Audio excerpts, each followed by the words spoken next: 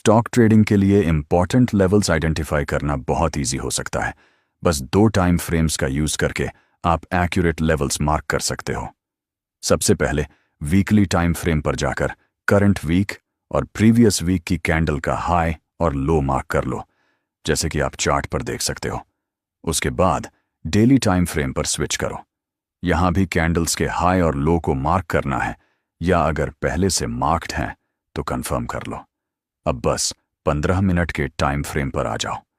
यहां आप देख पाओगे कि जो लेवल्स आपने वीकली और डेली टाइम फ्रेम पर मार्क किए थे वो यहां क्लियरली दिख रहे होंगे।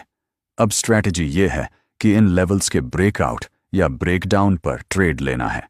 इसका रीजन ये है कि जब भी डेली या वीकली टाइम फ्रेम का हाई या लो ब्रेक होता है, वहां ज्यादातर ट्रेडर्स के स्टॉप लॉस लगे होते हैं।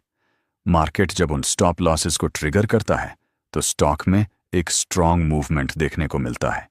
यह मेथड बहुत सिंपल है, लेकिन स्टॉक ट्रेडिंग के अंदर काफी इफेक्टिव है। अगर स्टॉक ट्रेडिंग के लिए इंपॉर्टेंट लेवल्स आइडेंटिफाई करना बहुत ईजी हो सकता है। बस 2 टाइम फ्रेम्स का यूज करके आप एक्यूरेट लेवल्स मार्क कर सकते हो।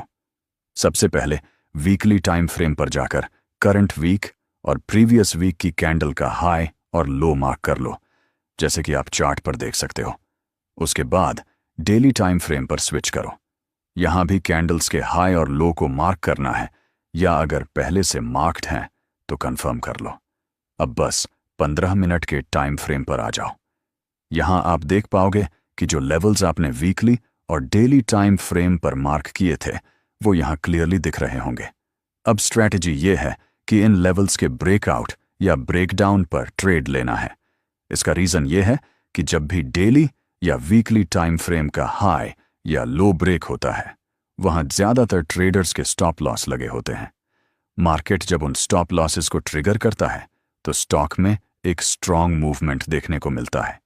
यह मेथड बहुत सिंपल है, लेकिन स्टॉक ट्रेडिंग के अंदर काफी इफेक्टिव है।